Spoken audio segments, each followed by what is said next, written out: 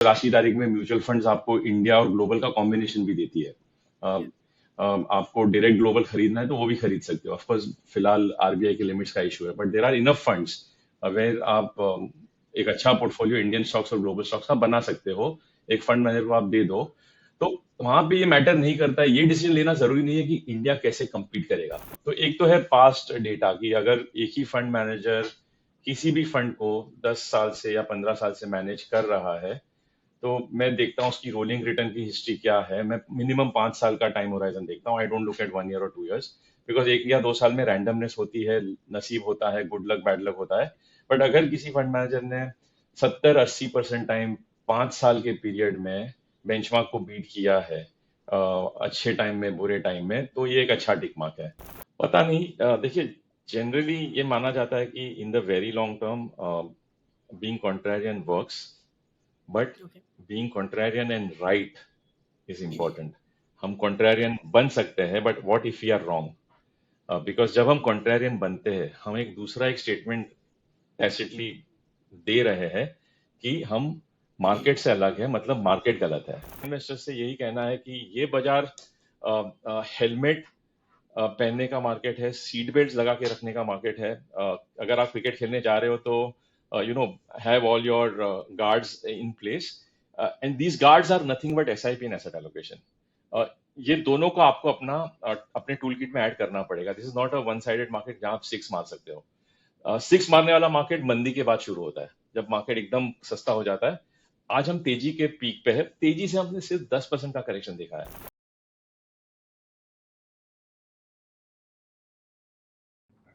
Hello everyone, मेरा नाम नम्रता अरोरा है। Welcome back to mutual fund की बात। Firstly I would like to wish all of you a very happy new year. So mutual fund की बात में हम ग्लोबल और Indian economic conditions, commodities, stock markets, mutual funds, इन सब के बारे में बात करते हैं। और आज हमारे इस एपिसोड में we have a very renowned personality from the mutual fund industry. आज हमारे साथ हैं mister Kalpen Parikh, who is the managing director and CEO of DSP Investment Managers India Private Limited and a member of the executive committee. Mr. Kalpen Parekh has over 19 years of experience in sales across client segments, distribution, and marketing. He was previously managing director and head of sales and marketing at IDFC Mutual Fund. He has also served in Birla Sun Life Asset Management Company Limited and ICICI Prudential Asset Management Company Limited after beginning his career with L&T Finance Limited. Mr. Kalpen Parekh holds a master's degree in management studies in finance from the Narsi Monji Institute of Management Studies, as well as a bachelor's degree in chemical engineering from Bharati Vidyapeeth, Pune. Hello everyone, मेरा नाम नम्रता अरोरा है and welcome back to Mutual Fund की बात. Thank you so much for joining us again this week. On very popular demand today, आज हमारे साथ है Mr. Kalpen Parekh, who is the MD and CEO of DSP Mutual Fund. He's one of the very known speakers. I'm sure आप सब ने इनके काफ़ी podcast सुने होंगे या फिर इनको in live सुना होगा, but he's coming on this show for the third time. So Kalpen, thank you so much for giving us your time again this week. Thank you so much for joining us. Thanks to you, Namrata, to the team at Grow for calling me back. Happy New Year to all of you. Happy New Year to you too. Thank you so much. So guys, आज का जो हमारा theme है that is around focused funds. लेकिन of course, I can tell you one thing कि अगर हम कल्पेन जी के साथ conversation कर रहे हैं तो वो सिर्फ focused funds के around it won't that won't be just the topic because he has so much knowledge कि I'm sure हमारा conversation अलग-अलग directions में navigate होगा, but let's see how this goes and I'm really excited about doing this. So all right, so I think we'll get started with the questions for you, Kalpen. And I think my first question for you really is around emerging markets. हम सब जानते हैं कि जब emerging markets की बात करते हैं, इंडिया, चाइना, वियतनाम, इंडोनेशिया, ये सब नाम हमारे दिमाग में आते हैं. And these are the economies which are expected to do well in the near future. China is one of the top emerging markets right now. लेकिन इंडिया जो है अभी second spot पे है. Hopefully at some point we should take over China. Help us understand, Kalpen, कि जब हम emerging markets की बात करते हैं, there are certain sectors जो emerging markets में अच्छा करते हैं, there are certain sectors जो developed markets में अच्छा करते हैं, right? तो मेरे दो सवाल हैं इस एक सवाल में, which is अगर हम emerging markets में अच्छा करना चाहते हैं, if India wants to overtake China, तो ऐसे कौन से sectors होंगे in the coming few years जिसमें हम ग्रोथ एक्सपेक्ट कर सकते हैं। And in this particular year right 2025 में आपको क्या लगता है कि अगर मुझे शॉर्ट टर्म के लिए सेक्टर में इन्वेस्ट करना है just to make some quick money, मुझे कौन से सेक्टर में इन्वेस्ट करना चाहिए? तो शॉर्ट टर्म परस्पेक्टिव से आप हमें बताइए, plus in the long term right emerging market में अगर हमें देखना है ग्रोथ तो हम कौन से सेक्टर्स में ग्रोथ देख सकते हैं? आपने पहला सवाल ही गूगली डाल दिया है, जिसका मेरे पास सही जवाब नहीं है, नम्रता। बिकॉज पहले तो शॉर्ट टर्म में कौन सा सेक्टर अच्छा करेगा नहीं करेगा, ये एक better answer would be tossing a coin than asking me. That most likely will work better than taking my input, because I have never found a framework uh, which can guide towards which sector in the short term will do well. Because जो भी मैं आपको जवाब दूं उसके पीछे एक sound basis होना चाहिए, जो वैलिडेटेड हो पिछले 10 20 40 सालों में। बट ऐसा कोई टेक्निक मुझे नहीं पता है जिससे मैं बता सकता हूँ कि अगले 6 महीने में 1 साल में क्या अच्छा करेगा।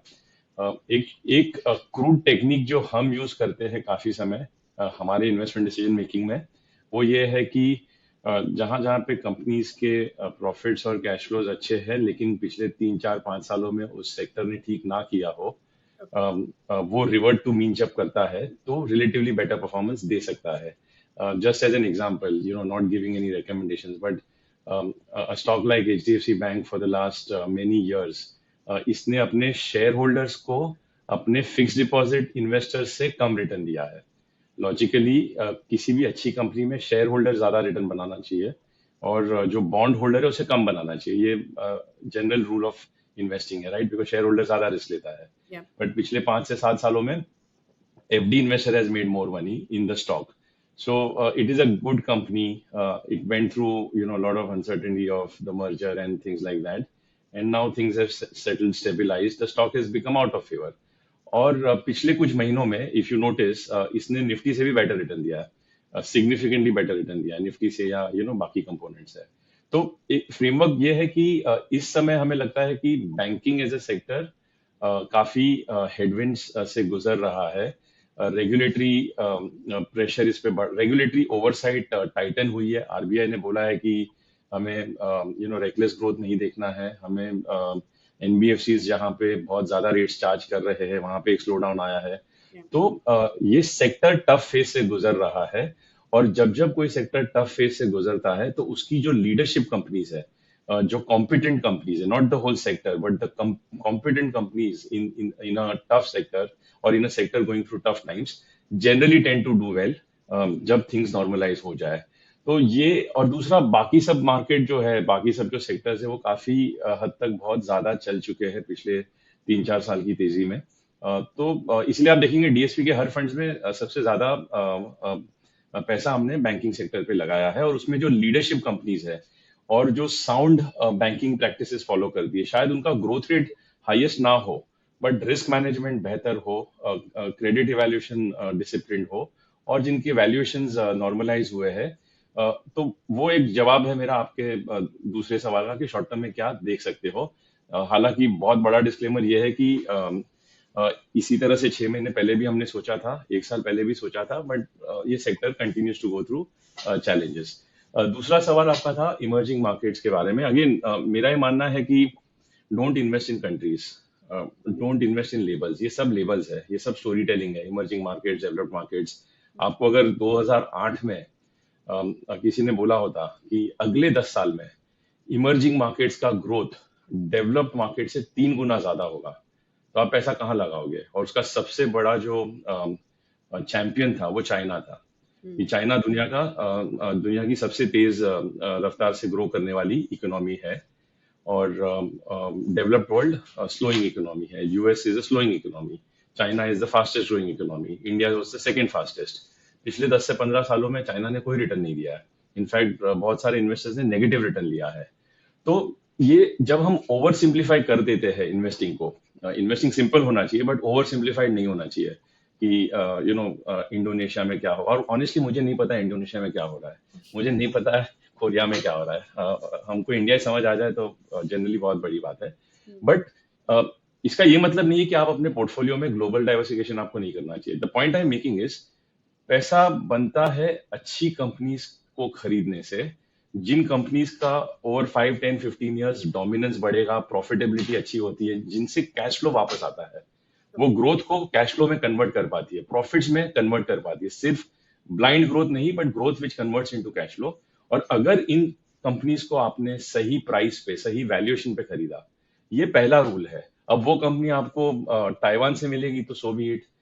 ऐसी 5 कंपनी आपको अगर चाइना से मिलती है तो सो बी इट, यूएस से मिलती है, जर्मनी से मिलती है, इंडिया से मिलती है। The first formula is, are you buying good companies and good cash flows at good price, not कि आप कौन से देश में जा रहे हो। तो ये मेरा दूसरा न्यूआंस है in terms of trying to answer the question.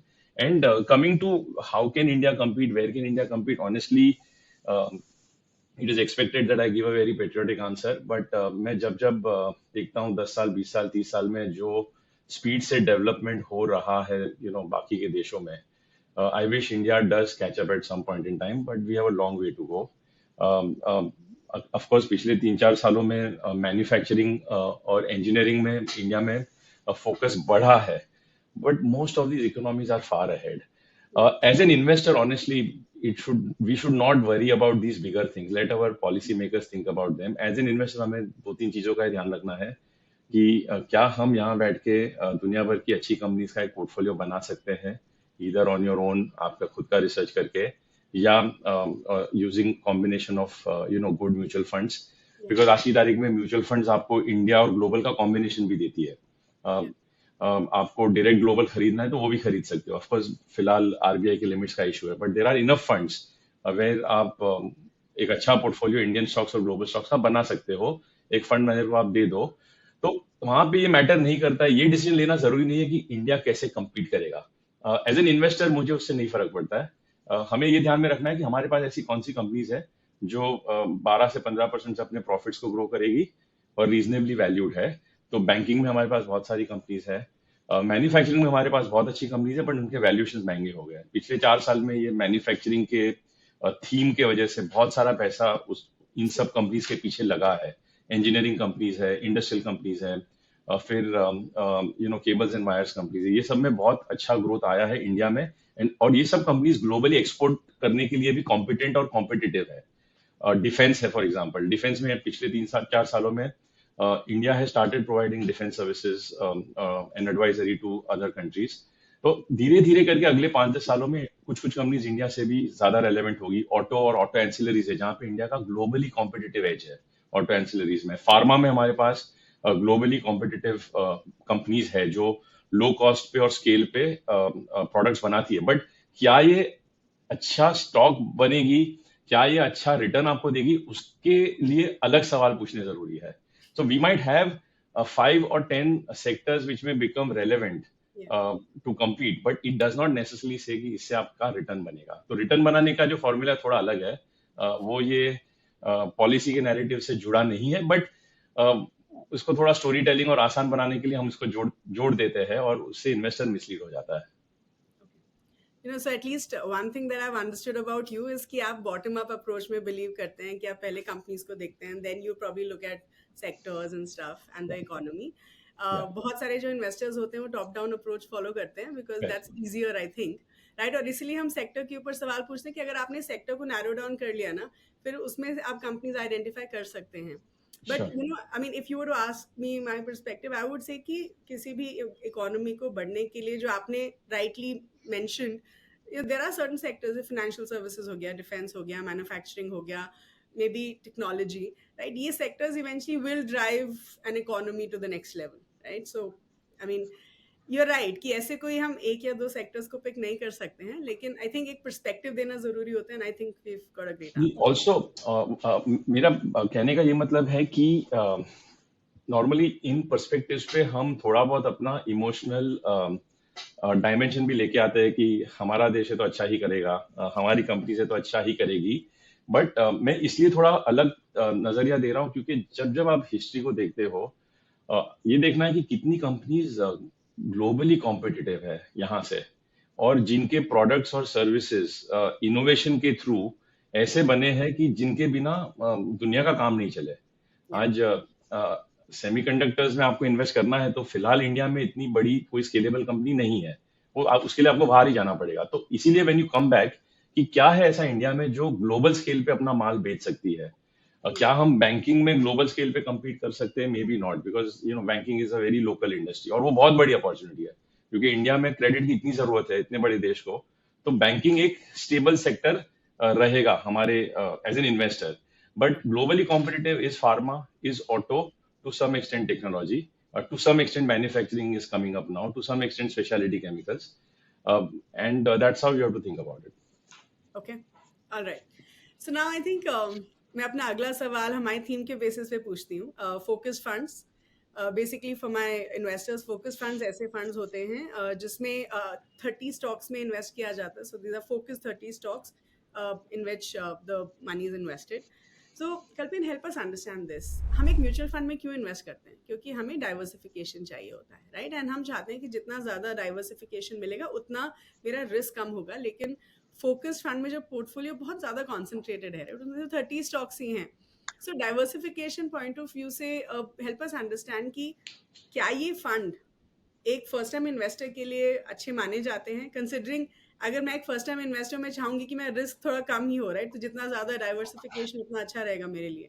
लेकिन फोकस फंड में बहुत कम डाइवर्सिफिकेशन होता है। तो आपका पर्सपेक्टिव क्या है ऑन दिस एस्पेक्ट? ओके, तो अगर मैं सिर्फ एक म्यूचुअल फंड के लेंस से बात करूंगा, बिकॉज मेरा ये मानना है कि हमारे पास आज अगर 1.25 लाख करोड़ इन्वेस्ट करने के लिए, अब हमारे और कंपीटिंग म्यूचुअल फंड के पास सबके पास 1 लाख से 5 लाख करोड़ का एसेट बुक है, तो हम सिर्फ टॉप 500 कंपनीज में ही अपना पैसा लगा सकते हैं, उसके नीचे हम जा नहीं सकते। अच्छी कंपनीज होगी लेकिन हमारे पास वो लिक्विडिटी उन कंपनीज में नहीं होती है। Now as a mutual fund, normally आप देखेंगे ना, इंडिया में भले लिस्टेड 6-7 हजार कंपनीज है, बट अगर दो फिल्टर आप लगाइए कि अच्छी कंपनीज कितनी है जिनका रिटर्न ऑन इक्विटी 20% के आसपास है या 15% के ऊपर है। और वाई 15 से ऊपर होना जरूरी है, क्योंकि आपने कुछ नहीं किया और अगर बैंक में पैसा लगा दिया तो 7-8% तो वहीं पे मिल जाता है। आपने गवर्नमेंट ऑफ इंडिया के बॉन्ड में पैसा लगा दिया तो थोड़ा बहुत इंटरेस्ट रेट बेनिफिट लेके 7 से 9% वहां बन जाता है। तो बिना रिस्क लिए अगर 7-8% बनता है, तो धंधे में रिस्क लेना है तो 15-20% का रिटर्न ऑन इक्विटी होना जरूरी है।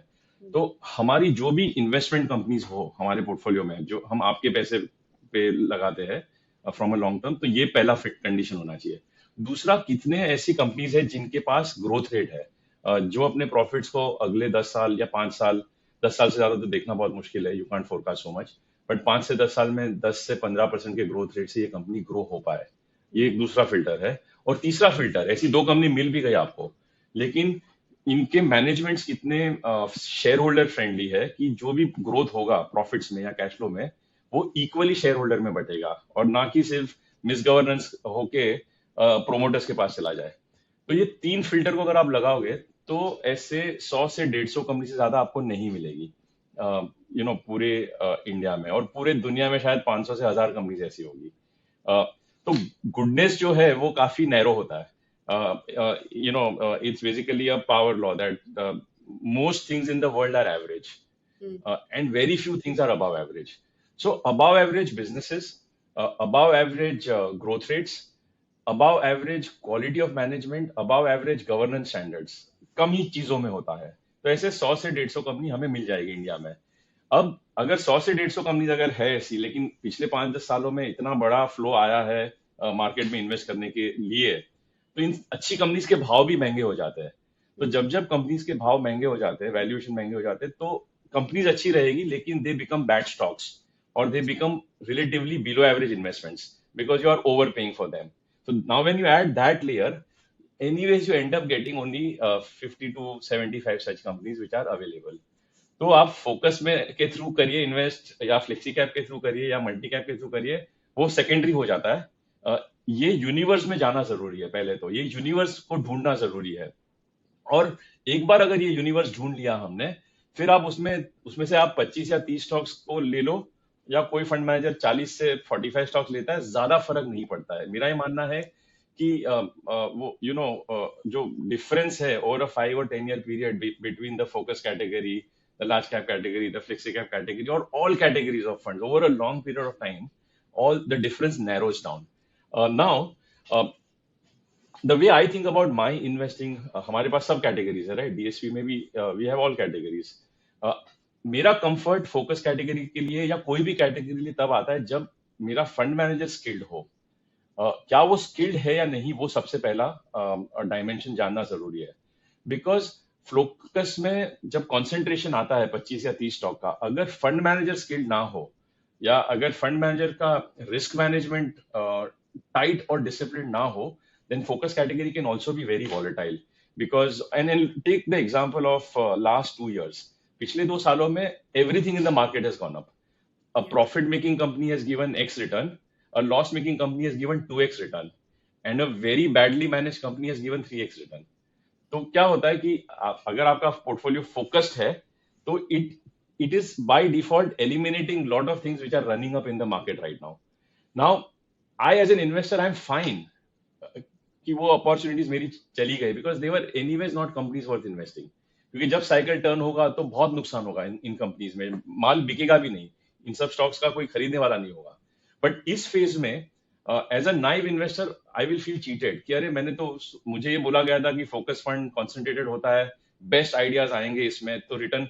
तो फोकस का जो परफॉर्मेंस होता है वर्सेस द बेंचमार्क, जो अल्फा आप बोलते हो, वो अल्फा वोलेटाइल होता है.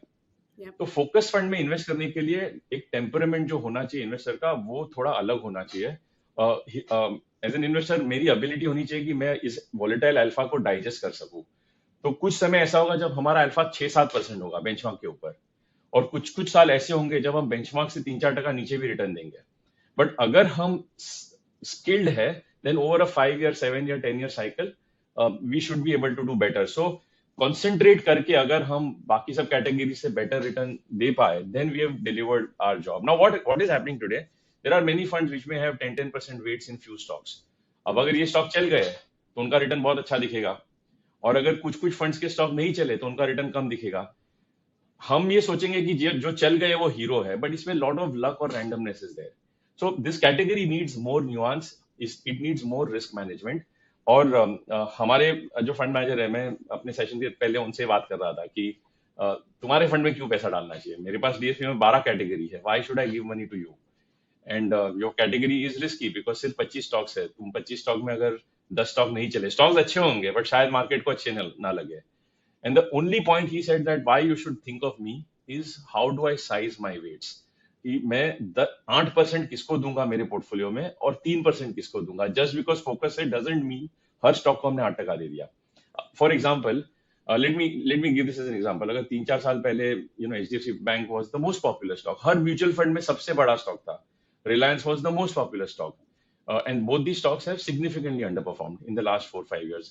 5 साल पहले किसी को नहीं मालूम था अगले 3-4 साल में ये अंडरपरफॉर्म करने वाला है. Now imagine if your portfolio is loaded with one stock which doesn't do well. So that is the risk of focus. Flip side, if your top stocks do well, that is the reward of focus. So it has extreme risk and rewards. As an investor, you should be aware of that, and only then you should think of thinking about that category. So firstly, I think आपने मेरे बहुत सारे सवालों का जवाब एक ही जवाब में दे दिया है. But let me just break down your answer, and I have 2-3 questions around it. Sure. So firstly, क्या हम ये बोल सकते हैं कि अगर मेरा रिस्क एपेटाइट ज़्यादा है, then I should look at a focus fund, because आपने बोला है कि इसमें अल्फा वॉलेटाइल हो सकता है. Obviously, अगर मैं एक एक्टिव फंड में इन्वेस्ट कर रही हूँ, I'm looking at generating alpha. Absolutely. अगर इसमें अल्फा वॉलेटाइल है, मतलब कि मेरा रिस्क एपेटाइट भी ज़्यादा होना चाहिए. Is that okay? So I will use the word volatility appetite. I won't use the word risk appetite because risk is permanent loss of capital. Volatility is temporary fluctuation. So correctly, मेरा fluctuation का appetite ज़्यादा होना चाहिए. I should be able to ignore that. कि हाँ ये आ जाएगा. Fluctuation and volatility, I would say short term का ही होना चाहिए फिर, because long term में तो आपके risk ही है. Volatility short term में होता है, right? Okay. So that means अगर मैं एक first time investor हूँ, because that was my original question, I should be a little mindful of investing in a focus fund. Would that be right to say? I think first time investors should be mindful. Way. I mean, आपने बहुत सारा बोला, तो I'm just trying to break it down for my investors. बिल्कुल. I agree. Okay. So now आपने बोला था कि fund manager बहुत important होते हैं. Not talking about DSP focus fund at this point. Any fund. पूछ लूंगी. Yeah. I'm just saying in general, अगर हम कोई भी focus fund देखें, कोई भी mutual fund देखें for that matter, you believe कि फंड मैनेजर बहुत जरूरी होते हैं, राइट? बहुत सो जरूरी हेल्प होता अस है। अंडरस्टैंड कल्पेन, आपका कितने 20 इयर्स का एक्सपीरियंस है, मे मोर देन दैट। अगर मुझे ऐसी 4 या 5 क्वालिटीज देखनी है एक फंड मैनेजर में, because that's a very tough thing, it's extremely tough to figure out कि which fund manager is good. और ये भी हो सकता है कि आज वो अच्छे हैं, शायद उनका investment philosophy changes over a period of time. तो would at least give me 4 qualities in a fund manager जो मुझे देखना चाहिए before I pick a fund manager, not a fund. मैंने डिसाइड कर लिया फोकस फंड, अब मैं कौन से फंड मैनेजर को पिक करूं, give me 4 qualities. So, this is actually like, how do you choose a life partner? This is not a quantifiable approach. You need a lot of qualitative judgment, and I'll try to answer how. So I was saying कि इसमें ना मेरे लिए बहुत मुश्किल है इसका जवाब देना, बिकॉज काफी क्वालिटेटिव डायमेंशंस हैं, और मैं कोशिश करूंगा कि मैं क्या यूज करता हूँ। एंड मेरा जो अप्रोच है ये 70% टाइम चला है, 30% टाइम्स नहीं चला है।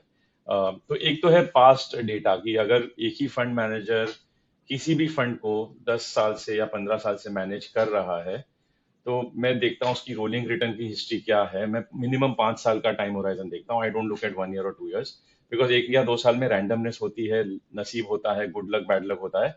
बट अगर किसी फंड मैनेजर ने 70-80% टाइम 5 साल के पीरियड में बेंचमार्क को बीट किया है, अच्छे टाइम में बुरे टाइम में, तो ये एक अच्छा टिक मार्क है।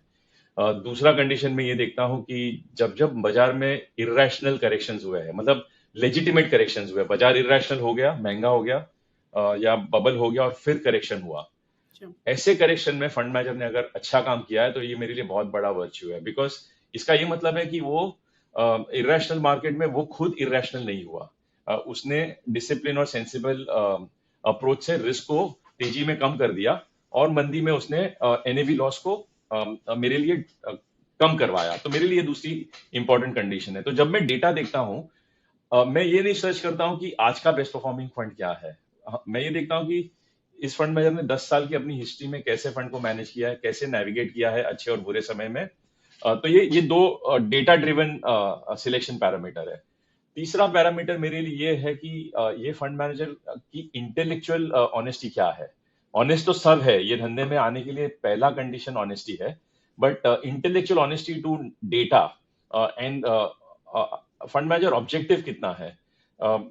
फॉर एग्जांपल पिछले 1 साल से रेवेन्यू ग्रोथ इंडिया में सिंगल डिजिट पे आ रहा है, प्रॉफिट ग्रोथ सिंगल डिजिट पे आ रहा है, लेकिन अगर फंड मैनेजर कॉन्स्टेंटली मुझे ये बता रहा है कि इंडिया की स्टोरी अगले 30 साल की ऐसी है वैसी है और इसलिए आप पैसा डालो, Yeah. तो वो एक डिस्कनेक्ट हो जाता है। मेरे लिए जरूरी है कि फंड मैनेजर मुझे ऑनेस्टी से गाइड करे कि ये अच्छा टाइम और ये अच्छा टाइम नहीं है। आपको इन्वेस्टेड रहना है खराब टाइम में भी और अच्छे टाइम में भी, बट अपना रिटर्न एक्सपेक्टेशन इस फेज में कम कर दो, इस फेज में बढ़ा दो। तो ये ऑनेस्टी की बात आ गई, इससे मेरा और ट्रस्ट बढ़ता है कि ये खुद डिल्यूजनल नहीं है। काफी टाइम क्या होता है कि हम डिल्यूजनल हो जाते हैं डेटा को। तो ये तीसरी कंडीशन है कि intellectual integrity, intellectual honesty to objective thinking बहुत जरूरी है। और एक चीज मैं देखता हूँ कि क्या फंड मैनेजर अपना खुद का पैसा, अपने फैमिली का पैसा अपने ही फंड में इन्वेस्ट करता है, क्या वो मेरे साथ अलाइंड है, क्या उसका सोल इन द गेम है या नहीं है। हालांकि ये नेसेसरी कंडीशन नहीं है। देर आर फंड मैनेजर्स जो अपना पूरा पैसा लगाते हैं उनके ही फंड्स में, बट जरूरी नहीं है कि दे में and up still doing well. But ये मेरे लिए एक इंपॉर्टेंट कंडीशन है कि उसका पूरा फोकस इसी फंड की एनएवी को बढ़ाने में है। तो ये ब्रॉडली 4 कंडीशंस मैं देखता हूँ। एक है पास्ट परफॉर्मेंस, लेकिन उसको देखने का नजरिया अलग होना चाहिए। रोलिंग रिटर्न, फॉलिंग मार्केट्स का रिटर्न क्या है, राइजिंग मार्केट्स का रिटर्न क्या है, ये जानना जरूरी है। Objective way of thinking, independence of thinking, independence of thought होना जरूरी है। Yeah. फंड मैनेजर जो who is not getting carried away by जो पूरा बाजार जो बोल रहा है, वो भी अगर उसी तरह से सोच रहा है, तो फिर कोई एज नहीं है उसमें। तो थॉट कितना डीपर है, यूनिक है, ये जानना जरूरी है। इसकी इन्वेस्टमेंट फिलोसफी क्या है। अब फिलोसफी एक ऐसा सब्जेक्ट है जिसको आप 100 पेज की किताब में भी लिख सकते हो बिना revealing anything. It can be meaningless. तो मैं देखता हूँ कि इसकी फिलोसफी डॉक्यूमेंट एक पेज में वो कैसे लिख के बताता है, उससे एक क्लैरिटी मिलती है कि ये सोचता कैसे है, और ये कितना ऑब्जेक्टिव है अपनी सोच में। तो these are few mix and matches जो मैं कोशिश करता हूँ, और फिर जो भी ये बताता है अपने पोर्टफोलियो में वो रिफ्लेक्ट हो रहा है या नहीं, is again an important dimension. Okay. All right. Wonderful. So Kalpen, I think like I do believe कि वो बहुत इंपॉर्टेंट पैरामीटर है जब हम फंड मैनेजर को देखते हैं। I think you given some wonderful tips around it. So coming back to focus funds, right, क्योंकि हम फोकस फंड्स के बारे में बात कर रहे थे, I have one or two more questions around it. So ये देखा जाता है, अभी हमने जैसे डिस्कस किया कि इसमें volatility in the short term ज्यादा हो सकता है इन टर्म्स ऑफ रिटर्न्स, लेकिन फोकस फंड्स जो हैं ये भी देखा है कि मार्केट में लार्जली लार्ज कैप स्टॉक्स में फोकस करते हैं। A lot of focus funds actually invest in large cap stocks, तो ऑटोमेटिकली उसमें रिस्क थोड़ा कम हो जाता है।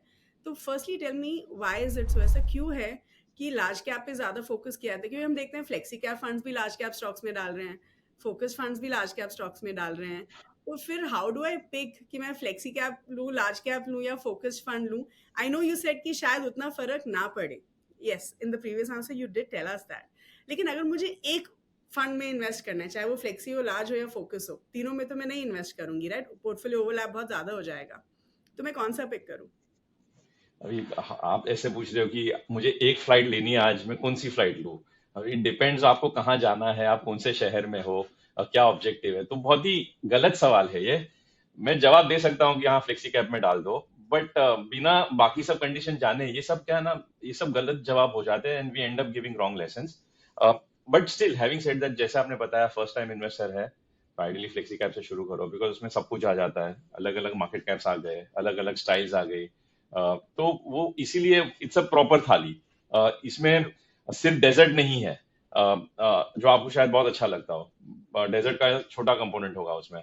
तो that is the reason why mostly we say flexi cap लेना चाहिए, is generally the first answer. It's a very generic answer. But coming to your question, जैसे हमारे फंड्स में फॉर एग्जाम्पल, और मैं डीएसपी प्रमोट नहीं कर रहा हूँ, बट हमारे फंड में, हमारे फ्लेक्सी कैप फंड में 45% मिड और स्मॉल कैप है। तो ऐसा नहीं कि ये लार्ज कैप फंड है। हमारे फोकस फंड में रफली 35 से 40% मिड कैप्स है। But that's not the point. Point ये नहीं है कि इसके अंदर लार्ज कैप होना चाहिए, स्मॉल कैप होना चाहिए, मिड कैप होना चाहिए। इसके अंदर अच्छी कंपनीज होनी चाहिए, जो मैंने पहले बताया। जैसे इमर्जिंग मार्केट और डेवलप्ड मार्केट भी एक लेवल है, ग्रोथ स्टाइल, वैल्यू स्टाइल भी लेवल है, एक्टिव और इंडेक्स और पैसिव और ईटीएफ ये सब भी लेबल है, large cap, mid cap, flexi cap ये सब भी लेबल्स है। ये सब लेबल्स हमें कंफ्यूज करते हैं। क्रिटिकल क्या है कि जो भी आपके पोर्टफोलियो में है, क्या ये अच्छे बिजनेसेस अगले 3 से 5 साल के लिए, क्या इसमें प्रॉफिट इन्फ्लेक्शन हो रहा है, और क्या ये अच्छे भाव पे है। तो देर आर टाइम्स जब ये जो लास्ट कंडीशन मैंने आपको बताई, इसके थ्रू स्क्रीन होके शायद लार्ज कैप स्टॉक ज्यादा निकल रहे हैं, तो पोर्टफोलियो लार्ज कैप का कैरेक्टर दिखाएगा। देर आर टाइम्स कि इसके थ्रू स्क्रीन होके मिड और स्मॉल कैप कंपनी ज्यादा बाहर निकल रही है, तो फिर पोर्टफोलियो मिड और स्मॉल कैप दिखेगा आपको उस समय पे। सो कंडीशन मार्केट कैप ही नहीं है। जो सिलेक्शन का फ्रेमवर्क है, ये सिलेक्शन का फ्रेमवर्क या एलिमिनेशन का फ्रेमवर्क, इनफैक्ट फोकस फंड में, जस्ट टू टेल यू, जैसे आपने बताया कि 25 या 30 स्टॉक ही आप ले सकते हो, उससे ज्यादा नहीं ले सकते as per rule. Yeah. Invest करने का यूनिवर्स नॉर्मली निफ्टी 500, हमारा बेंचमार्क निफ्टी 500 है। तो 500 स्टॉक में से रफली 93% स्टॉक्स को हमें पहले एलिमिनेट करना है। तो ये गेम तो पहले मैसिव एलिमिनेशन का है, फिर जो बचा उसके अंदर अपने रूल्स और स्क्रीन्स और बिलीफ सिस्टम को हमें एग्जीक्यूट करना है। तो मार्केट कैप ज्यादा इंपॉर्टेंट नहीं है। तो किसी फंड मैनेजर के नजरिए से अगर उसको लगता है कि आज की तारीख में ये 4 लार्ज कैप स्टॉक्स में ज्यादा मुझे रिस्क एडजस्टेड अपसाइड दिख रहा है और इसलिए मुझे लार्ज कैप रखना है, सो बी इट। और किसी और फंड मैनेजर को लगता है कि नहीं, मुझे लगता है कि with all ups and downs taken care of, ये 5 मिड कैप स्टॉक्स मेरे टॉप 10 में होने चाहिए, बिकॉज यहाँ मुझे ज्यादा अपसाइड दिख रहा है अगले 1, 2, 3 साल में, so be it. So here again, what I'm saying is the investment framework and the skill of the fund manager and the risk management of the fund manager becomes very important. And दूसरा, again मैं ये बोल रहा हूँ कि आज की तारीख में पिछले 3-4 सालों में हमने जितने भी लेसन इन्वेस्टिंग के लिए हैं मार्केट से, वो एक वन साइडेड मार्केट के हैं। Lot of these lessons will work in this type of a market. अगर मार्केट का उल्टा फेस जब भी होगा, कभी ना कभी होगा, because market fluctuate, lot of these lessons may not work. So you need a fund manager, and there are many good fund managers हमारे देश में, जिनका रिस्क मैनेजमेंट, जिनको समझ आता है कि मुझे ये स्टॉक बहुत अच्छा लगता है, बट इस स्टॉक में लिक्विडिटी नहीं है। इस स्टॉक में मुझे अगर 2% वेट कम करना है तो स्टॉक बिकेगा ही नहीं बिना लोअर सर्किट के। तो भले वो रिटर्न में मुझे अच्छा रिटर्न दे देगा, वो पेपर का रिटर्न होगा, जिस दिन बेचने जाऊंगा शायद मुझे एग्जिट ही नहीं मिलेगा।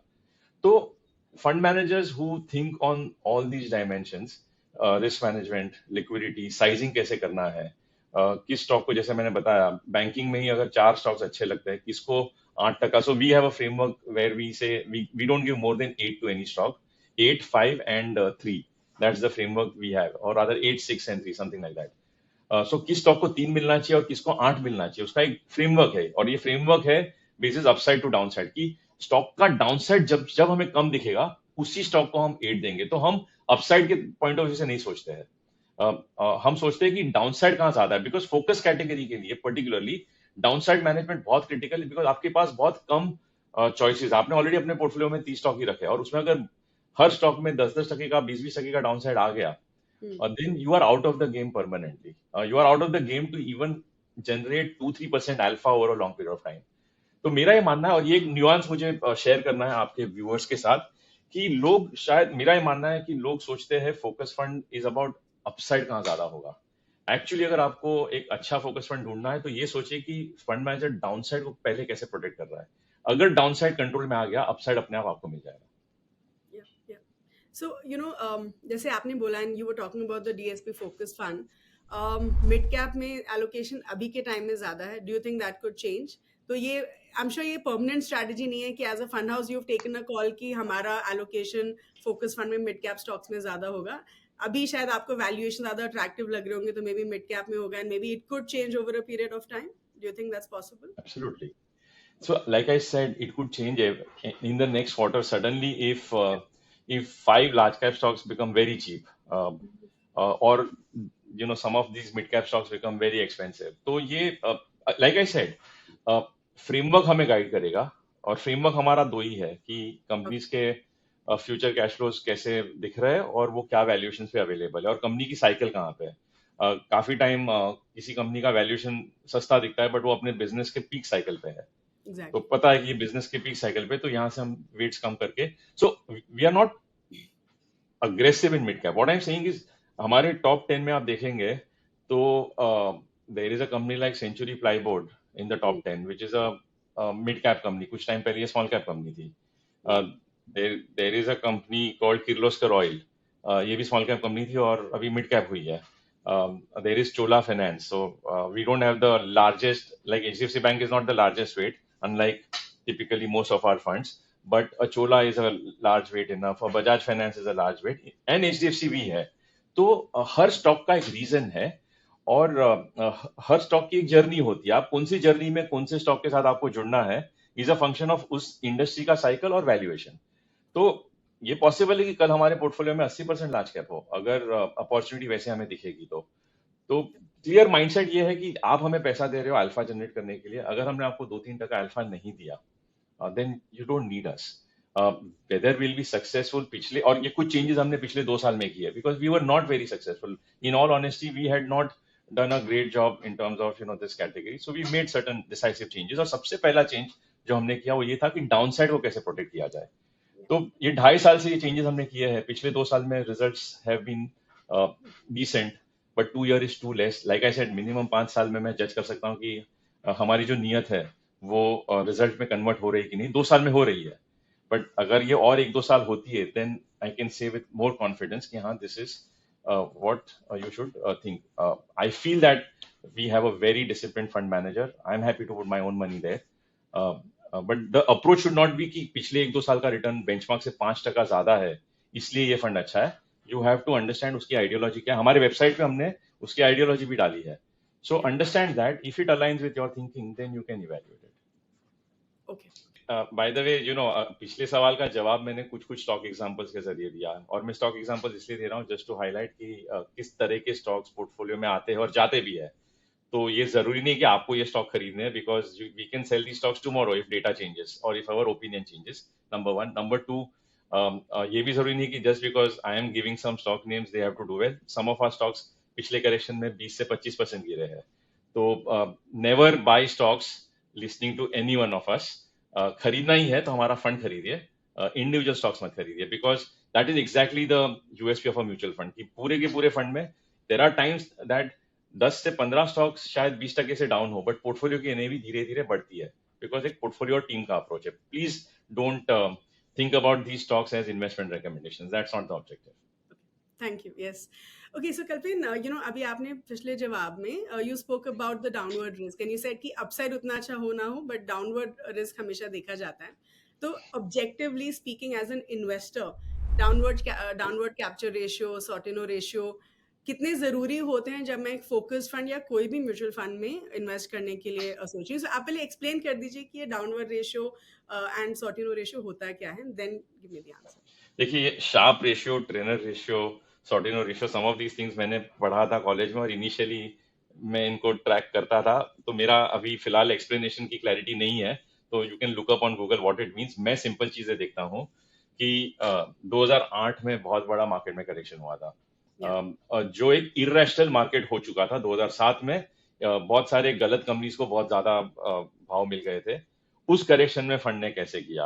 या या फिर 2017-18 का मार्केट इरेशनल हो गया था फिर से, पर्टिकुलरली स्मॉल और मिड कैप में बहुत सारी कंपनीज इरेशनली प्राइस्ड हो गई थी। उसके बाद का जो करेक्शन था, तब फंड मैनेजर ने कैसे किया? अगर किसी फंड मैनेजर की हिस्ट्री और लंबी है, बहुत कम फंड मैनेजर है जिनकी हिस्ट्री और लंबी है, कि जो 2000 का टेक्नोलॉजी बबल था, और वो जब बर्स्ट हुआ था, अगेन इरेशनल भाव पे स्टॉक्स चले गए थे। या तो उस बबल में फंड मैनेजर उस करेक्शन में कैसे किया? तो जब जब ऐसे बड़े डिफाइनिंग करेक्शंस हुए हैं, जो एक इरेशनल मार्केट से शुरू होके फिर नॉर्मलाइज हुआ, जब मार्केट करेक्शन का मतलब क्या है कि जो एबनॉर्मेलिटी है वो नॉर्मलाइज हो गई। तो या जब जब एबनॉर्मल मार्केट के करेक्शंस होते हैं, तब तब फंड मैनेजर ने तब तक उस फंड का करेक्शन कितना था, अगर कम था, और फिर अगले राउंड में रीजनेबल अपसाइड था, एंड बिकॉज ऑफ विच 5 साल, 7 साल और 10 साल में इस फंड ने अल्फा जनरेट किया है। तो मैं उस नजरिए से देखता हूँ कि डाउनसाइड इन, अभी जैसे पिछले 7-10 दिनों में 10% से मार्केट गिरा है, which is a normal correction that we are going through. उसमें किसी ने 1% ज्यादा गिरा, किसी का 1% कम गिरा, इज नॉट मटीरियल। बट जो long drawn sharp deep cuts होते हैं, उस तरह की करेक्शन में फंड मैनेजर ने कैसे बिहेव किया है, बाजार की पीक पे उसकी बिलीफ सिस्टम क्या थी, क्या वो ज्यादा डिफेंसिव था पीक पे? सी, इसमें ना हमें ये जानना जरूरी है कि जब जब कब फंड मैनेजर ब्रेक लगाता है और कब फंड मैनेजर एक्सेलरेट करता है। या अच्छे स्किलफुल ड्राइवर का जजमेंट आप कैसे लोगे कि वो आपको कम शॉक्स दे, रास्ता कितना भी ऊपर नीचे हो, बट ड्राइवर स्किलफुली नेविगेट कर पाता है। तो डाउनसाइड को अगर समझना है तो उस तरह से समझिए। Definitely Sortino ratio and Treynor ratio do give you some indication. Unfortunately industry mature हुई है पिछले 5-10 सालों में, तो बहुत सारे फंड मैनेजर्स चेंज हुए हैं अलग अलग जगहों पे, तो आपके पास वो लॉन्ग हिस्ट्री बहुत कम केसेस में मिलती है। तो ये थोड़ा मुश्किल काम है। Okay, sure. So, my last सवाल relate to focus funds. Then we'll have some other general questions. Do you think एक contrarian strategy focus fund में काम करती है? Because considering हम 30 stocks ले रहे हैं, so do you think एक contrarian strategy से शायद alpha better generate हो सकता है? पता नहीं, देखिए, जनरली ये माना जाता है कि in the very long term being contrarian works, but Okay. Being contrarian and right is important. हम कॉन्ट्रेरियन बन सकते हैं, but what if we are wrong? Because जब हम कॉन्ट्रेरियन बनते हैं, हम एक दूसरा एक स्टेटमेंट टैसिटली दे रहे हैं कि हम मार्केट से अलग है, मतलब मार्केट गलत है। तो ये स्टेटमेंट में थोड़ा एरोगेंस भी आ जाता है कि नहीं, मार्केट पूरा इतना बड़ा मार्केट है, वो गलत है और हम सही है। And more often the market is not right. Only at extremes the market is wrong. Generally in the middle market is right. Wisdom of crowds generally वो भी सही होता है। तो ये nuance है इसमें, there is no single answer I can give. Good disciplined data driven contrarianism works. Contrarian for the sake of it may not work. Just to give an example, पिछले 3-4 सालों में, पिछले 2 सालों में अगर कोई भी कॉन्ट्रेरियन रहा होता, तो इस साइकिल में वो अच्छा नहीं करेगा, रिलेटिवली अच्छा नहीं करेगा, बिकॉज ये मार्केट एक स्ट्रॉन्ग ट्रेंड और मोमेंटम का मार्केट है। And but in the final run, अगर कॉन्ट्रेरियन सही लॉजिक से, सही प्रिंसिपल से फंड मैनेजर बना है, then it does work. So being contrarian and right is important. और ये सिर्फ फोकस फंड के लिए नहीं, ये हर फंड के लिए रेलेवेंट है। तो I would say none of the principles of investing are applicable only to focus. They are applicable to all categories. They are applicable to large and mid caps also. They are applicable to quality style, growth style, value style also. They are applicable to concentrated funds and diversified funds also. I think it's but most important principle जो focus के लिए apply होना चाहिए वो है risk management. Again I am saying because हम हर company को बहुत ज्यादा इंपॉर्टेंस देना पड़ता है हमें because of the limitation of number of stocks. I better ensure that only the right companies at the right price are there in the portfolio. My chance of going wrong is very high if I go wrong in a focus fund. So risk management is more important in focus than some of the other categories which are more diversified. Okay, wonderful. So now, Kalpen, I think I'm going to talk a little bit about the market, right? अभी हम काफी volatility देख रहे हैं. अब बताइए ऐसे क्यों हो रहा है? Why is it that the market is so volatile? And I think my question around the market at this point is कि जब भी मैं इन्वेस्टर से बात कर रही हूँ in the last maybe 1 month or so, इतने सारे लोग बोलते हैं कि मैम क्या हम SIPs रोक के लमसम कर दें, मार्केट इतनी वॉलेटाइल है, जब भी गिरते एक लमसम इन्वेस्टमेंट कर देते हैं. Do you think that's a good approach, या हमें अपनी SIPs को कंटिन्यू करना चाहिए?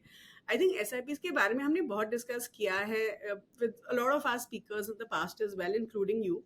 लेकिन प्लीज टेल माय व्यूअर्स कि क्या हमें SIPs को रोकना चाहिए जब हम वॉलेटिलिटी देख रहे हैं? एंड आपको क्या लगता है कि वॉलेटिलिटी कब तक चलेगा? पहले तो मार्केट का जो कोर है, DNA है, वो है फ्लक्चुएशन का.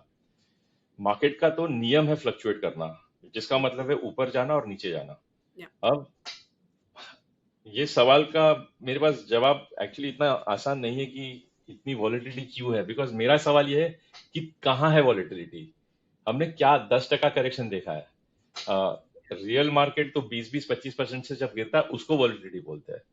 तो जैसे मैंने बताया पिछले 4 सालों में बिकॉज जनरली एक वन साइडेड ट्रेंड रहा है, बहुत इन्वेस्टर्स ने गलत लेसन सीखे हैं कि मार्केट का हमारा हक है हर महीना रिटर्न बनाना.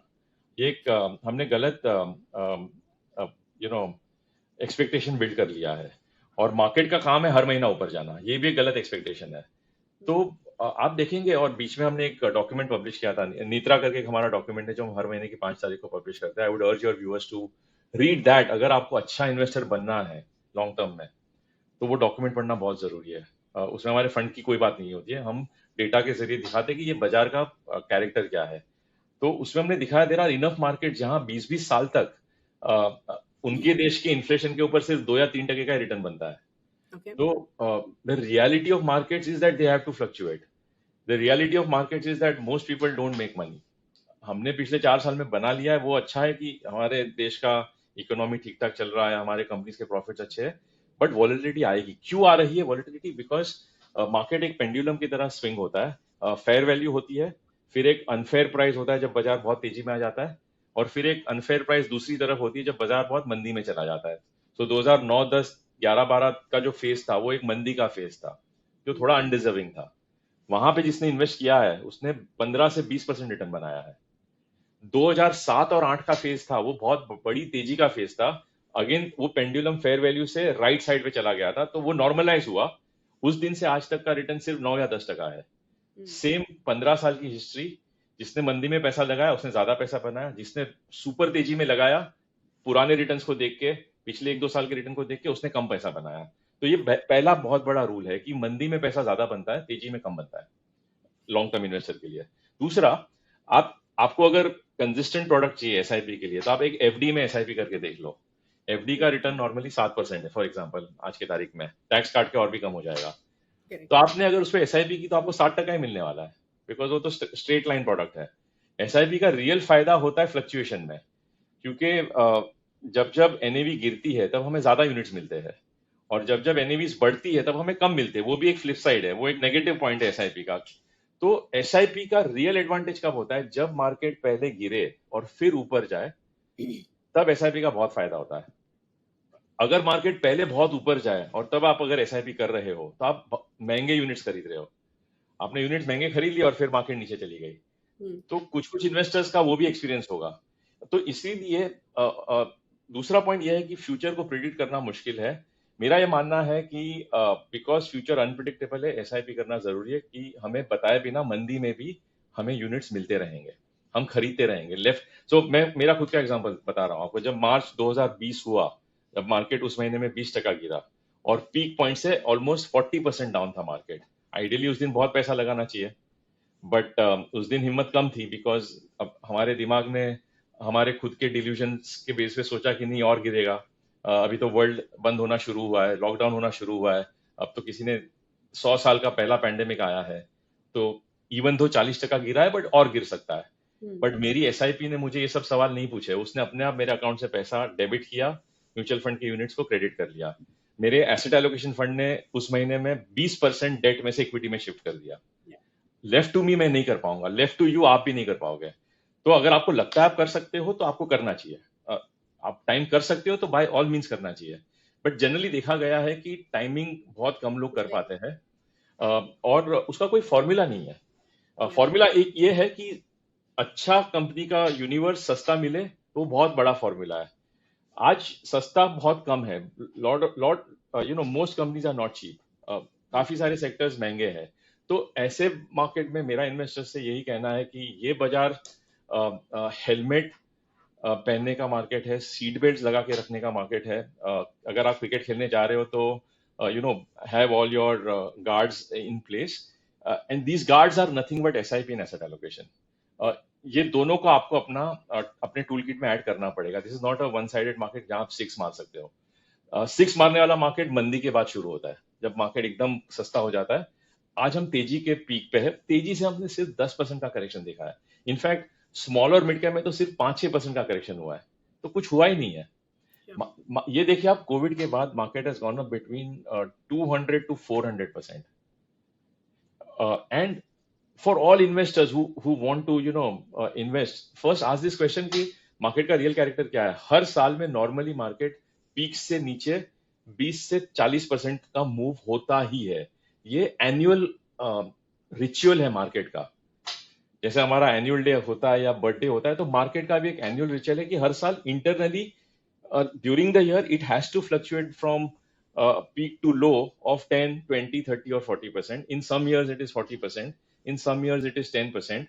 Last few years ये barely 10% से fluctuate हुआ है, barring one Ukraine war or COVID. तो I think we'll have to be ready with fluctuations, prepared for fluctuations, और fluctuation वाले market में SIP से बेहतर कोई और तरीका नहीं है। तो मेरा ये मानना है कि अगर आप लमसम करने का सोच रहे हो तो लमसम सिर्फ हाइब्रिड फंड्स में कीजिए, और अगर परमानेंट इक्विटी बुक बिल्ड करना है तो एसआईपी के जरिए कीजिए। Okay, wonderful.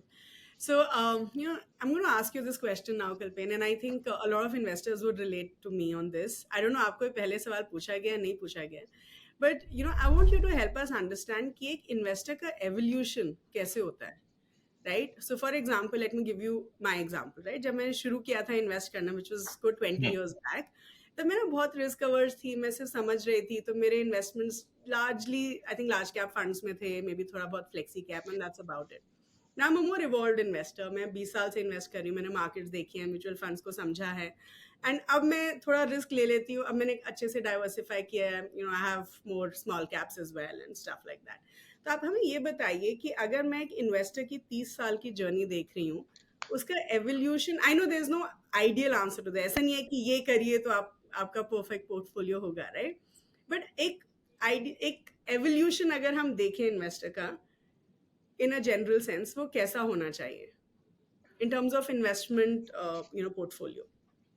सो मुझे 25 साल हुए हैं, 98 से मैंने इन्वेस्टमेंट इंडस्ट्री में काम किया है। तो मेरा इवोल्यूशन एक्चुअली एलिमिनेशन का होते जा रहा है। हर साल मुझे लगता है कि क्या नहीं करना चाहिए, ना कि क्या ऐड करना चाहिए। तो मेरा इवोल्यूशन एक्चुअली एंटी इवोल्यूशन हो रहा है। मुझे लगता है कि अगर आपका अकाउंट स्टेटमेंट सिर्फ 3 लाइन में दिख जाए आपको, वो साइन है एक इवॉल्व्ड इन्वेस्टर का। कि अगर आपको सिर्फ 3 ही स्कीम्स में इन्वेस्ट करना हो या 5 स्कीम में इन्वेस्ट करना हो, ना कि 10, 15, 20 स्कीम्स में, तो वो रियल इवोल्यूशन होना चाहिए of narrowing down some first principles.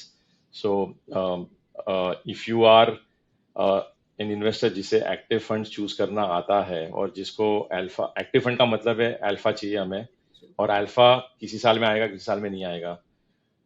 Average investor peak of alpha पे फंड में पैसा लगाता है, और अल्फा जब चला जाता है तब निकाल देता है। तो उसका खुद का experience is always below index. तो बीच में हमने कैंपेन भी किया था कि till you find the best fund, just index, at least meet the market. सो ऐसा नहीं कि आप अच्छे एक्टिव फंड्स नहीं ढूंढ सकते हो, बट उसका एक उसके लिए जो टेम्परामेंट है, उसके लिए जो नॉलेज होना जरूरी है, वो मुझे नहीं लगता है कि हमें डे वन पे मिलता है। हम धीरे धीरे धीरे एक्सपीरियंस से ही सीखते हैं। लेकिन अनफॉर्चुनेटली आप देखेंगे ना कि इन्वेस्टर का जो होल्डिंग पीरियड है म्यूचुअल फंड इंडस्ट्री में, वो 3 साढ़े 3 साल का है। तो हम एक बाजू बोलते हैं कि रियल कंपाउंडिंग, आप बोल रहे हो 20 साल में इवोल्यूशन क्या होगा, बट होल्डिंग पीरियड ही 3 साल का है। तो मैं कैसे जवाब दूं इसका? इवोल्यूशन तो होता ही नहीं है 3 3 साल में। पुराना इन्वेस्टर निकल जाता है और नया इन्वेस्टर आ जाता है। तो इंडस्ट्री चलते रहती है, बट इन्वेस्टर नहीं आगे बढ़ रहा है। तो इसीलिए मेरा ये मानना है कि टाइम होराइजन अगर हम सीख गए लंबे समय के लिए इन्वेस्ट करने के लिए, ये पहला इवोल्यूशन का स्टेप जरूरी है। लंबे समय के लिए हम कब इन्वेस्ट कर पाएंगे? जब हमारे एनएवी का फ्लक्चुएशन कम होगा। बिकॉज बहुत ही इवॉल्व इन्वेस्टर फ्लक्चुएशन को एक्सेप्ट कर सकता है, बिकॉज उसे पता है कि ये टेम्पररी है फ्लक्चुएशन। मोस्ट इन्वेस्टर्स थिंक कि मेरे एनएवी का फ्लक्चुएशन परमानेंट है, और वो एक्चुअली जिस दिन एनएवी ज्यादा गिरती है या जिस महीने में या साल में गिरती है, उस दिन वो बोलता है नहीं ये गलत है, मेरे ये फंड अच्छा नहीं है। वो उस दिन बेच देता है, और वो बेच के टेम्पररी फ्लक्चुएशन को परमानेंट लॉस में कन्वर्ट कर देता है। तो ये न्यूआंस को समझना बहुत जरूरी है। मैं आपको एक एग्जांपल बताता हूँ। 2008 में एक जर्नलिस्ट ने वॉरेन बफेट को पूछा, 2008 में जब सब मार्केट 40-50% गिर चुके थे। I think, don't hold me for the numbers, but his mark to market loss of Berkshire stock was probably some $50 billion। तो किसी ने इमेजिन $50 billion, हमारी तो पूरी इंडस्ट्री तब उतनी नहीं थी। तो किसी ने पूछा उनको कि how did you digest this loss? He said I have not lost a single rupee, because मैंने कुछ किया ही नहीं है। मुझे पता है मेरी कंपनीज की वैल्यू ऊपर ही है, ये सिर्फ स्टॉक का भाव नीचे आया है, इवेंचुअली ये भी रिकवर हो जाएगा। तो by not reacting, I am not converting a temporary loss into permanent loss. I think most of us as human beings are not able to digest fluctuation. We get excited about investing when the fluctuation is on the upward side, which means positively high returns, and we get disappointed when it goes the other way around, but there is no way to avoid that. तो ये volatility को आप सिर्फ narrow कर सकते हो, upward fluctuation भी कम हो जाए, डाउनवर्ड भी कम हो जाए। वो होता है हाइब्रिड फंड्स के जरिए। और there is a class of investors which in the last 5-7 years has adopted discipline, where they have chosen hybrid funds and SIP as their partners to stay for very long. But sometimes I do feel that there is a class of investors जो सिर्फ पिछले एक साल का return देख के invest करता है। They'll come to my website and see which are the best performing funds. And let's say there is a thematic fund. There are times when my natural resources fund was doing very well. So we were suddenly getting a lot of money there. But it's a thematic fund. It can even go down faster. So I don't think human beings in that sense evolve, because evolution takes our own evolution as a human being has taken, let's say, 10,000 years. तो 3-4 साल में तो क्या evolution होगा? बहुत मुश्किल है ये। तो इसके लिए इसलिए हम बोलते हैं कि इंडेक्स फंड्स आपका पहला चॉइस होना चाहिए, अगर आपको एक्टिव फंड चूज करना ना आता हो। दूसरा, आप अच्छे एडवाइजर्स को ढूंढिए। अगर आपसे खुद ये नहीं हो पाता है, there are very good many good advisors available today. For our health we go to doctors. The same we should do for our wealth.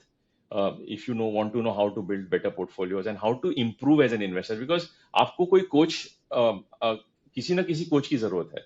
या तो आप डायरेक्टली अच्छा इन्वेस्टर बन जाइए, that's also fine, there is no right or wrong. So I think, I am sorry I gave you a very confusing answer, but मुझे नहीं लगता है कि बिकॉज मैं डेटा के साथ जा रहा हूँ कि 4 साल का अगर होल्डिंग पीरियड है तो इवोल्यूशन कैसे हुआ। Okay, fair enough. So I think अगर आप एक इवॉल्व्ड इन्वेस्टर हैं, you will have the certain qualities which is आप लॉन्ग टर्म के लिए इन्वेस्ट करेंगे। आप यू विल मेक श्योर कि आपका होल्डिंग पीरियड बहुत लंबा है, 2-3 साल 4 साल नहीं है, for sure, right? You will look at you'll have less number of funds in your portfolio, hopefully बहुत ज़्यादा clutter नहीं रहेगा आपका portfolio. I'm sure you'll agree with me on that. Yes, absolutely. Right? And you will be okay with temporary fluctuations And in you'll be okay between. with temporary fluctuations. ऐसा नहीं है कि आप fluctuation हुआ तो आपने पैसा निकाल दिया, right? So And you will not chase past returns only. and you'll not chase immediate past returns. You'll Yes, not chase 1-2 साल पुराने returns. You'll at least look at 5-10-15 year returns. Absolutely, absolutely. Okay. I think ये है तो you are an evolved investor. Okay, cool. Now just one last question before we end the podcast. So firstly, ये बताइए कल्पेन कि एक investor के लिए exit strategy एक फंड से क्या होना चाहिए? एंड आई थिंक एंट्री तो हम बहुत बात कर लेते हैं, exit is also very important, क्योंकि अगर मान लीजिए कि मैं एक इवॉल्व इन्वेस्टर हूँ, right, I have invested for long term, मैं वॉलेटिलिटी से परेशान नहीं होती हूँ, लेकिन अगर मुझे एक फंड से एग्जिट करना है, of course we can say goal based investing हो सकता है, तो आप जब गोल अचीव कर रहे हैं निकाल लीजिए, but I am just saying कि अगर गोल बेस्ड इन्वेस्टिंग नहीं है, बहुत इन्वेस्टर्स का गोल नहीं बेस्ड होता, इन्वेस्टिंग नहीं होता है। मेरा भी नहीं है, I don't do goal based investing. तो अगर वो नहीं है, राइट, तो आप क्या पैरामीटर्स देखने के, अच्छा ये हो गया, तो डू यू थिंक अगर एक फंड का पैरामीटर्स चेंज हो, जैसे एग्जिट लोड चेंज हो गया, इन्वेस्टमेंट स्ट्रेटजी फिलोसफी चेंज हो गया, फंड मैनेजर चेंज हो गया, बेंचमार्क चेंज हो गया, could we look at these parameters and say कि अब सही समय है निकलने का? Okay, see, some of these superficial parameters like exit load and all should not matter.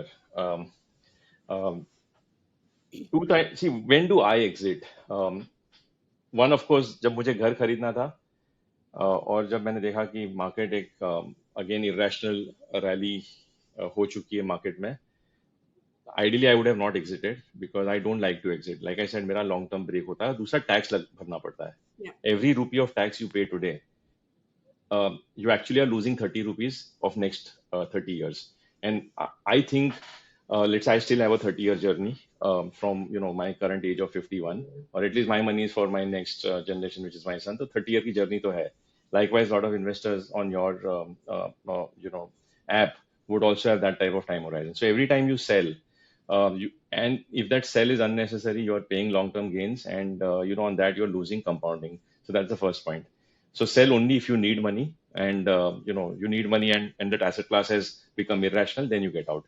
The second thing is that there is something which has broken down in the fund or the scheme in which you are investing. Either there is a governance issue you find, or you feel that you learn that, okay, that was a wrong choice in the first place. That fund was not suitable for you. The fund is too volatile, and you are not able to adjust. Or you had come in thinking that ये fund volatile के साथ ज्यादा return देगा, but it ended up being too defensive for what your need is, or for what your portfolio needs. So if there is a mismatch of what your expectation, what your legitimate expectation, not just कि मुझे 20% return चाहिए और ये fund ने दिया, अगर आपका एक legitimate expectation और फंड का अप्रोच थोड़ा अलग है, it doesn't mean the fund is wrong, but the suitability is not there. That is when you exit. When a fund manager goes out, generally, like I said, fund manager important role play करता है, because वो आपका captain है पूरे portfolio को चलाने के लिए. नॉर्मली एक पैनिक होता है जब फंड मैनेजर एग्जिट करता है, but that is again not the moment to panic, because generally अगर आपने अच्छे फंड हाउस के फंड्स में पैसा लगाया है, तो फंड हाउस के पास कैपेबिलिटी है नया फंड मैनेजर उसी प्रोफाइल का हायर करने के लिए. Sure. And today, for all of us, it is very important that the right people manage your money. So many times people panic on those type of news flow.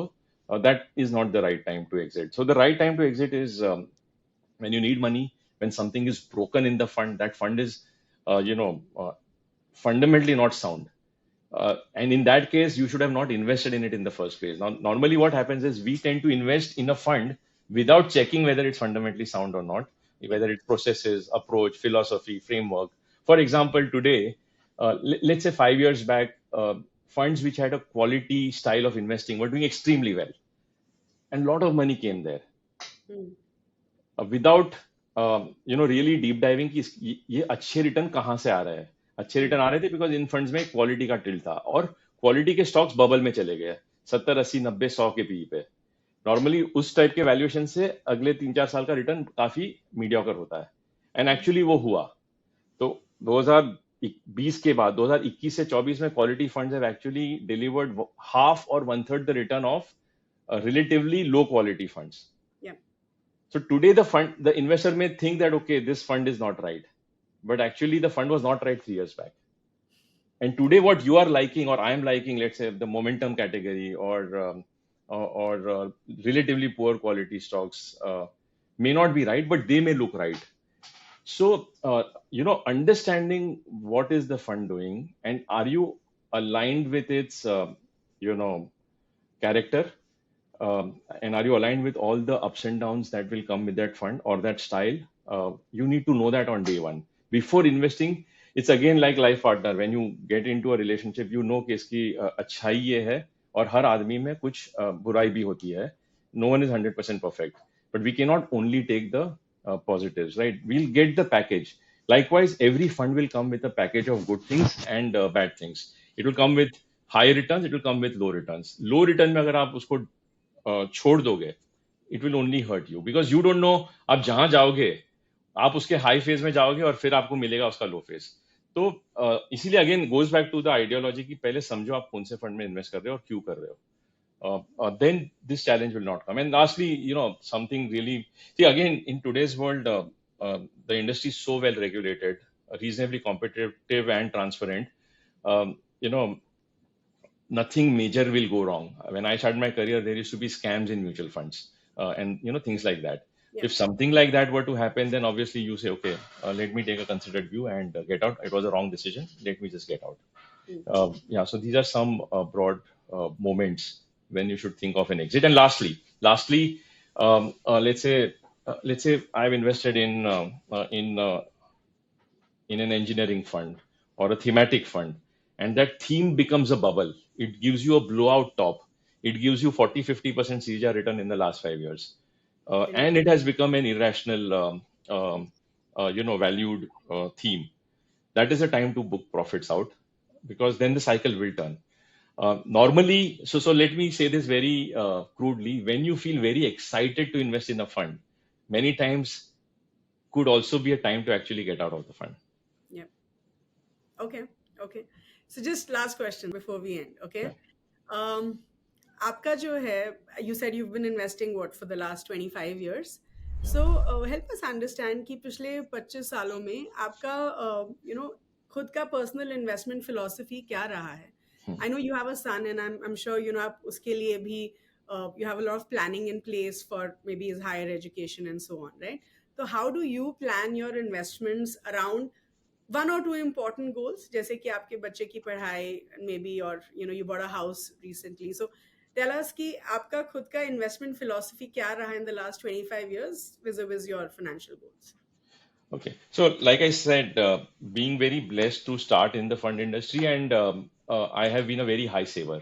So मैं हमेशा ये एक बहुत अच्छा statement कहीं पे पढ़ा था मैंने, शायद मॉर्गन हाउसेल या किसी ने लिखा है कि आप आपके फंड के रिटर्न की बहुत ज्यादा चिंता करते हो, बट वो आपके कंट्रोल में नहीं होता है. आपका सेविंग्स रेट क्या है हर साल? What is your annual savings rate? आपका सेविंग्स रेट 5% है. 100 रुपए की कमाई में सिर्फ 5 रुपया सेव करते हो. 50% है, 80% है. Thankfully, because I lived with my parents, till almost 35, my savings rate was as high as 70-80%. So for me, the rate of return of the fund became secondary. So the mindset was always कि हर महीना मैं save कितना करता हूँ. और because मैंने ये अपना करियर इसी इंडस्ट्री में शुरू किया, मुझे सबसे पहले सिखाया गया था कि यूनिट्स के कलेक्टर बनो. तो मुझे एक एक्साइटमेंट मिलता था कि हर महीना मेरे अकाउंट में यूनिट्स कितने ज्यादा आए. अब so it's like we all like to buy gifts. Some of us who started our industry in a certain company, we were trained that the best gifts are the units that you are buying. So ये बहुत ही rare होता है, ऐसे इस तरह की training बहुत कम मिलती है. तो mindset was always about savings, and hence most financial goals happened without planning. And like you said, I don't today invest for goals because thankfully I'm blessed. Industry ने और मार्केट्स के 2 साइकिल ने reasonable portfolio build किया है कि goals के लिए save नहीं करना है. तो मेरा इन्वेस्टिंग का फ्रेमवर्क इस तरह से है कि लॉन्ग टर्म में इक्विटी से ही पैसा बनता है, लॉन्ग टर्म में अच्छे इक्विटी से ही पैसा बनता है. तो मेरे जितने भी इन्वेस्टमेंट्स है जिसकी मुझे अगले 3-5-7 साल तक जरूरत नहीं है, by default that should ideally go in equity as an asset class. When I invest through funds, anyways funds are eliminating 90% of untouchable stocks.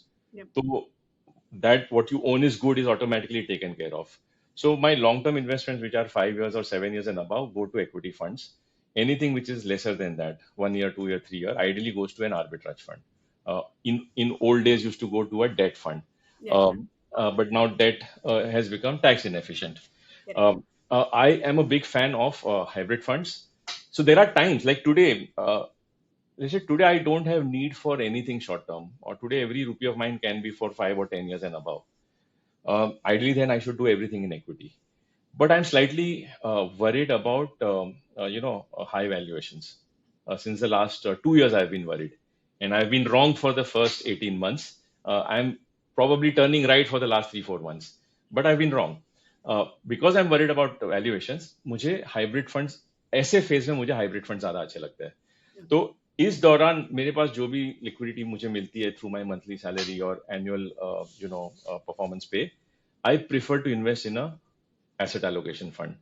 और मेरा पोर्टफोलियो जो आज की तारीख में है, मैंने कल या परसों ट्वीट किया था, वो है, and all of it is through mutual funds.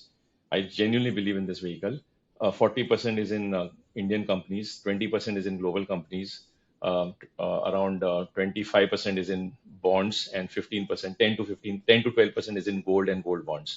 So it's reasonably spread out right now because valuations मुझे लगता है थोड़े irrational है। धीरे धीरे वो नॉर्मलाइज हो रहे हैं, बट अभी like I said mid cap और स्मॉल कैप में सिर्फ 5% करेक्शन हुआ है। अब normally for a very long term investor, honestly these corrections should not matter, and to me also it should not matter. But I am also a human being. If I see my NAVs fluctuate, I feel like unnecessarily acting. To avoid that, my hack is multi-asset allocation funds. So when headlines are very negative, when the environment is very bearish, I feel more comfortable investing in equity funds, and within that aggressive funds. When everything is too rosy, like it is right now, I prefer hybrid funds. So this is my two-line investment approach. In bull markets, hybrid funds or asset allocation funds. In bear markets, equity funds. Okay. So wonderful, Kalpin. Thank you so much. I think it was a wonderful conversation. I do believe आज हमने बहुत सारे topics पे touch up किया, and I'm sure हमारे investors को बहुत कुछ सीखने के लिए मिला होगा आज. So thank you so much for your time, and we hope to get you back again soon, maybe with a different topic. But thank you so much for your time today. Thank you. Thanks for such diverse set of questions to you, to your team at Grow, because it is very important कि हम एक responsibility के साथ investors को risk और reward दिखाए, और आपके इस एफर्ट से बहुत इन्वेस्टर्स को फायदा होता है। Those who want to really learn, it's a big opportunity. So compliments for consistently doing this week after week for so many years. Thank you so much, Kalpin. Thank you. Wow, that was such a wonderful conversation with Mr. Kalpin. I'm sure आप सबको बहुत कुछ सीखने के लिए मिला होगा। तो जल्दी से जो भी हमने पॉइंट्स डिस्कस किए वो मैं आपके लिए समराइज कर देती हूँ। तो आज के हमारे एपिसोड का थीम है फोकस्ड फंड्स। तो सबसे पहले हमने मिस्टर कल्पेन से पूछा कि जो फोकस फंड्स होते हैं उनका पोर्टफोलियो 30 स्टॉक्स में लिमिटेड रहता है, जिसकी वजह से उसका पोर्टफोलियो काफ़ी कॉन्सेंट्रेटेड हो जाता है। So we asked him, is it risky because of this? तो मिस्टर कल्पेन सेज कि जो म्यूचुअल फंड्स होते हैं वो जनरली ऐसी कंपनीज़ को देखते हैं जिनमें अच्छी ग्रोथ पोटेंशियल है, जिनकी कॉर्पोरेट गवर्नेंस बहुत अच्छी है, और इन सारे क्राइटेरिया को जो कंपनीज फुलफिल करती हैं वो थोड़ी कम है in terms of number.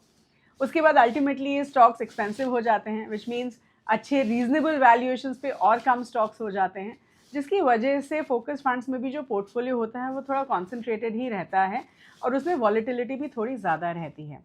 He says कि जो फोकस फंड्स होते हैं वो आइडियली थोड़े इवॉल्व या थोड़े एक्सपीरियंस इन्वेस्टर्स के लिए माने जाते हैं। ही ऑल्सो सेज कि जो परफॉर्मेंस होती है एक फोकस फंड की, that depends on the skill set of the fund manager and the top stock holding. फिर हमने मिस्टर कल्पेन से पूछा कि हमने देखा है कि काफ़ी फोकस फंड्स में लार्ज कैप स्टॉक्स को ज़्यादा एलोकेशन दिया जाता है, तो ऐसा क्यों है? तो मिस्टर कल्पेन सेज कि आइडियली स्पीकिंग एक फोकस फंड में अच्छे बिजनेसेस होने चाहिए और जो मार्केट कैप है of the stocks in the portfolio उसका बहुत ज़्यादा इंपॉर्टेंस नहीं होता है, which is why he says कि अच्छी बिजनेसेस हैं, that is more than enough. He also says कि एक जो फोकस फंड का परफॉर्मेंस होता है दैट इज़ डिपेंडेंट ऑन कि हाउ ईजिली एक फंड मैनेजर अपने पोर्टफोलियो को मैनेज करता है ड्यूरिंग फॉलिंग मार्केट। फिर हमने मिस्टर कल्पेन से पूछा कि क्या कंट्रेरियन अप्रोच फोकस फंड्स में काम करती है। So Mr. Kalpen says कि contrarian approach would work if it is done right. Just for the sake of it, it may not work. तो he says कि अगर आपने contrarian strategy सही तरीके से की है, in the long run, it could work well for focus funds. He mainly says कि right business at the right price is what is very important. फिर हमने Mr. Kalpen से पूछा कि when we look at current market volatility, ऐसे time में एक investor को SIPs को कंटिन्यू करना चाहिए या लमसम इन्वेस्टिंग को कंसिडर करना चाहिए? Mr. Kalpen says कि the reality of stock market is that most investors don't end up making money in stock market. Stock market में volatility होगी ही और ये opportunity होती है for an investor to get their investments at fair value. तो जब हम SIPs के थ्रू इन्वेस्ट करते हैं तब हम equity funds including focus funds में इन्वेस्ट कर सकते हैं at lower market levels. He also says कि जो इन्वेस्टर्स होते हैं, all of us, we can not time the market, बहुत मुश्किल होता है, and that is when SIP helps. तो ही सेज कि अगर आपने SIP किया है और सही असेट एलोकेशन किया है, that is the best protection against volatile market. फिर हमने मिस्टर कल्पेन से पूछा कि एक इवॉल्व्ड इन्वेस्टर के फीचर्स या एक इवॉल्व्ड इन्वेस्टर कौन होता है। सो मिस्टर कल्पेन सेज कि एक इवॉल्व्ड इन्वेस्टर के पोर्टफोलियो में बहुत ज़्यादा म्यूचुअल फंड्स नहीं होने चाहिए। ही ऑल्सो सेज कि इन एन इक्विटी फंड आपको लंबे समय तक इन्वेस्टेड रहना चाहिए, नहीं तो आपका जो नोशनल शॉर्ट टर्म लॉस है आप उसको रियल लॉस में कन्वर्ट कर रहे हैं। ही ऑल्सो सेज कि एक इवॉल्व्ड इन्वेस्टर जो होता है उसको शॉर्ट टर्म वॉलेटिलिटी के बारे में उतना ज़्यादा स्ट्रेस नहीं लेना चाहिए और ये समझना चाहिए कि वो सिर्फ शॉर्ट टर्म के लिए है। An evolved investor also should not look at just 1 or 2 year past returns. He says कि अगर आप एक इवॉल्व्ड इन्वेस्टर हैं, आपको कम से कम 8-10 साल का पास्ट रिटर्न्स देखना चाहिए, उनका कंसिस्टेंसी देखना चाहिए, and then you should select a mutual fund for yourself. फिर हमने मिस्टर कल्पेन से उनकी इन्वेस्टमेंट फिलॉसफी के बारे में डिस्कस किया, एंड मिस्टर कल्पेन सेज कि सबसे पहले आपको जो है एक साइजेबल अमाउंट हर महीने सेव करना चाहिए ऑफ योर इनकम, और फिर उसको प्रोडक्ट्स में इन्वेस्ट करना चाहिए to achieve your financial goals faster. He says कि अगर आपका रिस्क टॉलरेंस ज़्यादा है तब आप एक्विटी फंड्स में इन्वेस्ट कर सकते हैं।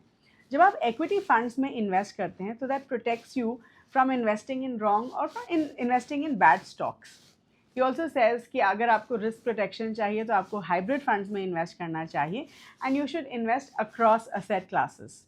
And he also says that you should invest in equities for the long term. So this is about it in this particular episode. I do hope all of you had a wonderful learning experience. Thank you so much for watching.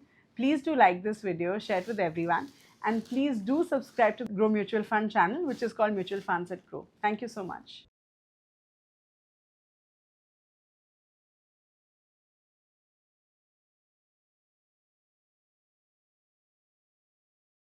Mutual fund investments are subject to market risks. Read all scheme-related documents carefully.